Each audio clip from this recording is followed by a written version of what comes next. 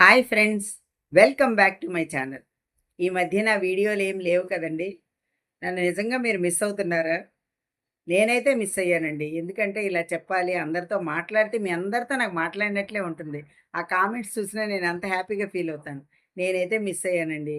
మీరైతే మిస్ అయ్యారని నేను అనుకోవట్లేదు. ఎందుకంటే వ్యూస్ కూడా చాలా తక్కువ 10 లోపే వస్తున్నాయి కాబట్టి మీరు మిస్ అవుతున్నారని అయితే నేను అనుకోవట్లేదు. కానీ ఈ మధ్య జరిగిన ఒక సంఘటనని మీతో పంచుకుందామని మాత్రమే ఈ వీడియో అండి. ఇష్టమైన వాళ్ళు చూడండి, లేని వాళ్ళు స్కిప్ చేసేయండి. నేను ఫస్టే చెప్తున్నా. లాస్ట్ చెప్పే మాట ఫస్టే చెప్తున్నానండి.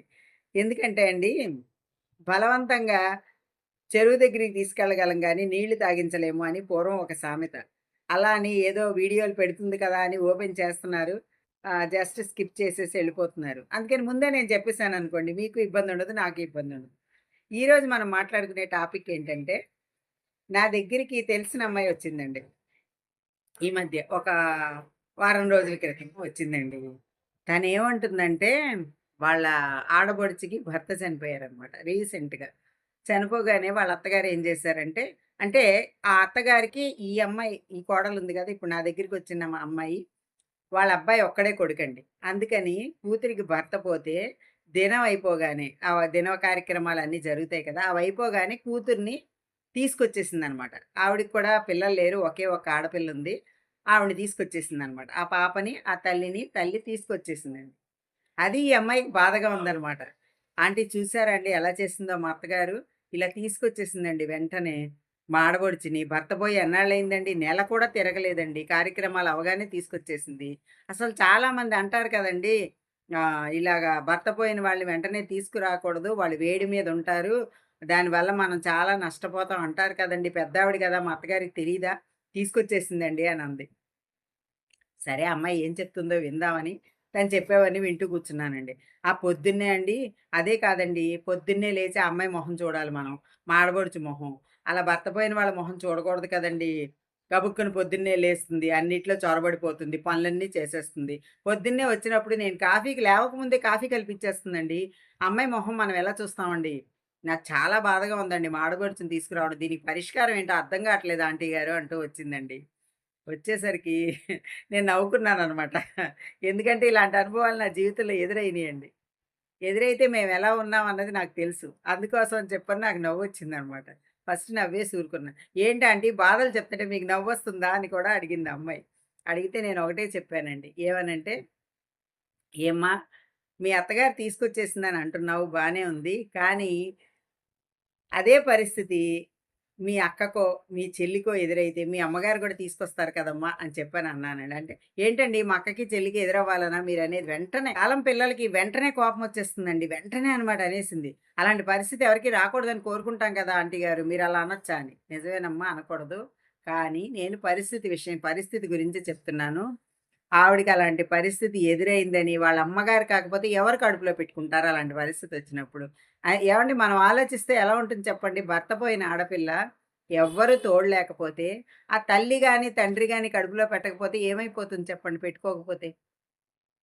వాళ్ళ పరిస్థితి ఎంత దారుణంగా ఉంటుందో తెలుసా? అప్పటిదాకా భర్తతో, బిడ్డతో లేదు ఇద్దరు పిల్లలో, ఒక బిడ్డ ఎవరైనా సరే హ్యాపీగా గడిపిన అమ్మాయి అందులోనండి ఆవిడది చిన్న వయసు కూడా అంటండి. 34 36 అటండి. అంటే చిన్న వయసు కిందే లెక్క. పెద్దగా జీవితానుభవం ఏం లేదు. అలాంటి అమ్మాయిని తీసుకొచ్చి కడుపులో పెట్టుకోకపోతే ఎలా చెప్పండి? అత్తవారా మాకింక చాలులేమ్మా అయిపోయింది మా అబ్బాయి చచ్చిపోయాడు అనేసారటండి. మరప్పుడు ఆ తల్లి తీసుకురాకపోతే ఏం చేస్తుంది? అలా తీసుకొస్తే ఈ అమ్మాయి ఎలా ఉండాలనేది నేను చెప్తున్నానండి. నా వర్షన్‌లో నేను ఆ అమ్మాయికి చెప్పి పంపించాను. లాస్ట్‌గా ఆ అమ్మాయి కూడా రియలైజ్ అయింది. నేనేం చెప్పాననేది మీకు చెప్తున్నా వినండి. అంటే ఇలాంటి సేమ్ సిట్యుయేషన్ మా ఇంట్లో ఎదురైందండి. నేను అనుభవించిన విషయాన్నే ఆ అమ్మాయికి చెప్పాననమాట. చాలామంది అంటారండి. పొద్దున్నే ఆ భర్తలేని ఆవిడ మొహం చూడకూడదు. పొద్దున్నే ఆవిడ ఎదురు రాకూడదు. అలాంటోళ్ళని ఇంట్లో పెట్టుకోకూడదు. చాలా చెప్తారండి. చుట్టూ ఉన్న జనాలకి పని పాటు లేక ఇలాంటివి 1,00,000 చెప్తారు మనకి. కానీ అవి వినకూడదండి. ఆ అమ్మాయిని అక్కడే వదిలేసొస్తే తను ఎదుర్కొనే ఒంటరితనం చాలా ఘోరంగా ఉంటుంది. ప్రాణాల మీదకి కూడా వస్తుంది. అలాంటిది ఒక మనిషిని కాపాడుకోవడం అనేది ఎంత గొప్ప విషయం అండి. అది ఎందుకు తోచదు? నిజంగా అలాంటి వాళ్ళని ఇంటికి తీసుకురావాలండి. వాళ్ళ మొహం చూస్తే మనకి నష్టం ఏమీ లేదు. నేను ఖచ్చితంగా చెప్తున్నానండి. ఎందుకంటే నేను ఎదుర్కొన్నానని చెప్పాను. నేను వివరం మీకు చెప్పను. వాళ్ళ మొహం చూస్తే మనకు మంచే జరుగుతుంది. ఎప్పుడైనా అండి ఎలాంటి దోషాలు జరిగినా వాళ్ళ మనసు మంచిదైతే మనకంతా మంచే జరుగుతుందండి. అలాంటి వాళ్ళని ఎదురొచ్చినా గూడా మనకి నష్టమేం జరగదు. చాలామంది అంటారు భర్త పోయిన ఆడవాళ్ళు ఎదురు రాకూడదని. కానీ మా జీవితంలో అలా ఎదురొస్తే గూడా మంచే జరిగింది. ఆ అమ్మాయికి చెప్పానండి నేను. ఏమనంటే, "అమ్మ నువ్వు చెప్తున్నావు బానే ఉంది. మనోళ్ళకి ఎదురైతే మనం ఏం చేస్తాం? కడుపులో పెట్టుకుంటామా లేదా? అది మన అక్కో, మన చెల్లో, మన అమ్మో అయితే ఎంత బాధపడిపోతాం. వాళ్ళ దగ్గరే ఉండిపోవాలనిపిస్తుంది. మన సంసారాలు కూడా వదిలేసి వాళ్ళకి తోడుందాం అనిపిస్తుంది. అలాంటప్పుడు ఆవిడని ఇంటికి తీసుకొచ్చినప్పుడు ఆవిడని ఎలా చూడాలి?" నిజంగా చెప్తున్నానండి. నేను మనస్ఫూర్తిగా చెప్తున్నాను. అలాంటి పరిస్థితులు ఎదుర్కొన్న ఆడవాళ్ళని మన ఇంటికి తీసుకొస్తే, వాళ్ళని ఎలా చూడాలో తెలుసా? పని మనిషిలా కాదండి. మహారాణిలా చూడాలి. నిజంగా అండి. వాళ్ళకి వాల్యూ ఇవ్వాలి. వాళ్ళ మాటలకి విలువివ్వాలి. వాళ్ళు మాట్లాడుతుంటే మనం సంతోషపడాలి. వాళ్ళేమన్నా బాధలు చెప్పుకుంటే వినాలి. విని వాటికి మనం వింటున్నాము. మనం వాళ్ళ బాధను మనం అర్థం చేసుకుంటాం అనే భావన ఆళ్ళకి కలిగితే, వాళ్ళ మనసులో గూడా విప్పి చెప్తారండి. బాధ తగ్గుతుందండి వాళ్ళకి. ఎందుకంటే భర్తతో, బిడ్డలతో సంతోషంగా ఉన్న జీవితం ఒక్కసారి కుప్పకూలిపోతే, ఆ ఆడదాని మనస్తత్వం ఎంత భయంకరంగా ఉంటుందో చెప్పలేమండి. చెప్పాను కదా! ప్రాణాల మీదకి కూడా ప్రాణాలు తీసుకోవడానికి కూడా వెనుకాడరు. బిడ్డల మొహం గూడా కనిపించదండి. అంటే బాగా హ్యాపీగా ఉన్న భార్యాభర్తలనుకోండి, బిడ్డలను కూడా చూసుకోవాలనిపించదు. కానీ చూసుకోవాలండి. అప్పుడే బాధ్యత మొయ్యాలి. వాళ్ళ ఆ బాధ్యత మొయ్యడానికి సిద్ధపడేటప్పుడు మనం సహకరించాలి. మన ఇంటికి తీసుకొచ్చామనుకోండి వాళ్ళని చాలా చూసుకోవాలి. ఇప్పుడు ఆ అమ్మాయి చెప్పింది గదా! పొద్దున్నే కాఫీ పట్టుకొనొచ్చేస్తుంది నేను లేవకముందే అని. ఆ అమ్మాయికి ఎంత మంచి మనసుంటే కాఫీ పట్టుకొచ్చిందని అర్థం చేసుకోవాలి కదండీ! తిని లేచి పని చేయకుండానే ఇంట్లో ఉన్నందుకు ఆడపడుచు ఎంత సాయంగా ఉందో చూసారా?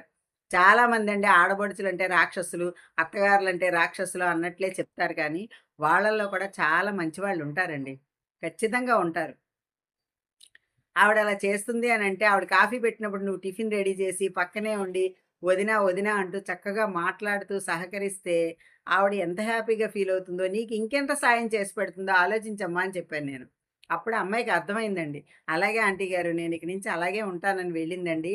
ఇప్పుడు వాళ్ళు చాలా బావున్నారండి ఫ్యామిలీలో. చాలా బావున్నారు. ఎందుకంటే ఆమెకు చనిపోయి నెలలోపే తీసుకొచ్చిందని బాధపడిన ఈ అమ్మాయి, ఇంకా మూడో నెల కూడా రాకుండానే వాళ్ళ వదినని తీసుకొని పార్కులో కనిపించిందండి. నాకు చాలా సంతోషం అనిపించిందనమాట. ఆహ్, నిజంగా అండి అలా ఉండాలంతే. అది చాలా ఆనందించే విషయం అనమాట. కనిపిస్తే నేనన్నాను, "ఏమ్మా" అంటే, "చాలా బాగున్నాం ఆంటీ గారు. మీరు చెప్పింది మాత్రం చాలా చాలా థాంక్స్ అండి" అని పక్కకొచ్చి చెప్పిందనమాట వాళ్ళ వదిన వినకుండా. అలా అనమాట. అలా ఉండాలండి ఎప్పుడైనా సరే. ఒంటరి ఆడవాళ్ళున్నప్పుడు వాళ్ళని ఇంకొంచెం ఏడిపించడం, మీ మొహం మేము చూడకూడదు. ఏమవుతుందండి అప్పటిదాకా పెట్టుకున్న పసుపు, కుంకాలు ఆ కాస్తలో మనకి అంత హాని కలిగించేస్తాయా? ఒకసారి మానేయగానే మనకి హానొచ్చేస్తుందా? దానివల్ల మనకి దోషం వచ్చేస్తుందా? మనం గూడా ప్రాణాలు కోల్పోతామా? ఒకసారి ఆలోచించండి. ఏం జరుగుతుందండి? ఏమీ జరగదు. చెప్తున్నాను కదండీ! ఏమీ జరగదండి. నువ్వేదో ఉపోద్ఘాతాలు చెప్తున్నావు, ఉపన్యాసాలు చెప్తున్నావు, ఇలాంటి వాళ్ళు ఉంటారా అని మీరనొచ్చు. ఉంటారండి. ఖచ్చితంగా ఉంటారు. అలాంటి సంఘటన జరిగినప్పుడు కడుపులో పెట్టుకున్న వాళ్ళు గూడా ఉంటారు. చిన్న ఉదాహరణ చెప్తానండి. అంటే నా జీవితంలో జరిగిందని చెప్పాను కదా! మా ఆడపడుచుకి భర్త పోయారండి. మా అత్తగారు తీసుకొచ్చారు. ఇలాగే తీసుకొచ్చారు. అయితే ఇంకో ఆడపడుచున్నారండి. మా చిన్న ఆడపడుచు. అయితే ఈ భర్త చనిపోయిన ఆమెకి చాలా ఇష్టం పువ్వులంటే. ఏ పువ్వులు కనపడినా తలలో పెట్టుకునేవారండి. ఆవిడ మా ఇంటికొచ్చినప్పుడు మా చిన్న ఆడపడుచు అందనమాట. "అక్కకి ఇంత ఇష్టం గదా పువ్వులు మనం పెట్టుకోవద్దులే తను ఎదురుగుండా ఫీలవుతుంది" అని. అవని మేము కొన్నాళ్ళు మానేసామండి. ఆవిడ గమనించారు.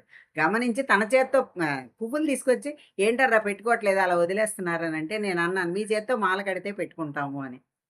ఆవిడ అలాగే మా తలలో పెడితే మేము చాలా హ్యాపీగా ఫీల్ అయ్యామండి. జరిగిన సంఘటన ఇది నేను ఖచ్చితంగా జరిగిందే చెప్తున్నాను. అలా అండి ఒంటరి ఆడవాళ్ళని మనం నోటికొచ్చినట్టు మాట్లాడి వాళ్ళకేదో జరుగుతుంది, వాళ్ళ వల్ల మనకు నష్టం జరుగుతుంది, ఇలా మనం అసలెప్పుడు అనుకోకూడదండి. ఎందుకంటే మంచి మనసు ప్రధానం. వాళ్ళ మనసు మంచిగా ఉంటే మనకంతా మంచే జరుగుతుందండి. ఒకసారి జీవితంలో అంత నష్టం పడిన వాళ్ళని ఇంకా ఇంకా హింసించి మనం బాధ పెట్టకూడదు అనేది నా ఉద్దేశం అండి. ఆ అమ్మాయి చెప్తే నేను బాధపడి తనకలా చెప్పాననమాట నేను. "అలా ఉండకూడదమ్మా! ఇలాగే ఉండాలి కలిసికట్టుగా అలాంటి వాళ్ళని కడుపులో పెట్టుకోవాలి. మీ అత్తగారే కాదు నువ్వు కూడా ఒక అప్పజెల్లెలా చూసుకున్నావనుకో నీకు చాలా సపోర్ట్‌గా ఉంటుందండి." నిజంగానండి ఈరోజు వాళ్ళిద్దరూ చాలా బాగున్నారు. ఆ పాపని చక్కగా కాలేజీలో జాయిన్ చేశారు. కాలేజీలోను, స్కూల్లోను 10థ్ అయినట్టుంది భర్త పోయేటప్పటికి. ఈ అమ్మాయి భర్త పోయేటప్పటికి. కాలేజీలో జాయిన్ చేశారు. ఆ అమ్మాయి కాలేజీకి వెళ్తోంది. ఇంట్లో పనంతా వీళ్ళిద్దరూ చేసుకుంటున్నారు. చాలా హాయిగా ఉన్నారండి. నేను చూసిన విషయం మీకు చెప్తున్నాననమాట. అలాగా ఎప్పుడైనా సరే భర్త పోయారు అని ఆడవాళ్ళని చులకన చెయ్యొద్దు. ఎందుకంటే అలాంటి పరిస్థితి ఎవరికైనా ఎదురవ్వచ్చండి. చెప్పలేం. ఈరోజు ఇలా ఉన్నామని మనం సంతోషపడడానికి లేదు కదా! నెక్స్ట్ మినిట్ ఏం జరుగుతుందని మనం చెప్పలేం. అలాంటప్పుడు అలాంటి వాళ్ళని నిర్లక్ష్యం చేయడం, భర్త పోయినా, భార్య పోయినా అండి. ఇంకా ఒక రకంగా చెప్పాలంటే భార్య పోతే మగవాడు బ్రతకడం కష్టమండి. ఎందుకంటే అన్నీ సమర్థించుకునే శక్తి ఆడవాళ్ళకే ఉంటుంది. మగవాళ్ళకన్నా మనం బలమైన వాళ్ళం. అందుకని పిల్లల్ని చదివించుకోవడం చాలామంది ఆడవాళ్ళు అలా చేసిన వాళ్ళని మనం చూస్తూనే ఉన్నాం. అలా అండి.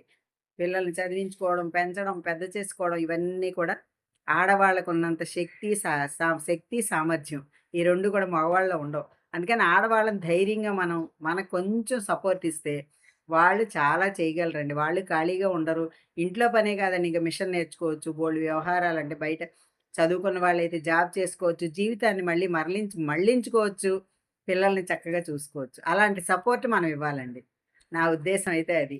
మీకు ఈ వీడియో చూస్తే ఏమనిపించిందో తప్పకుండా కామెంట్స్‌లో తెలియచేయండి. నేనెందుకు వీడియోస్ పెట్టలేకపోతున్నాను అన్నది మళ్ళీ చెప్తాను నేను. అంటే హెల్త్ ఇష్యూనేలెండి పెద్ద ఇదేం కాదది.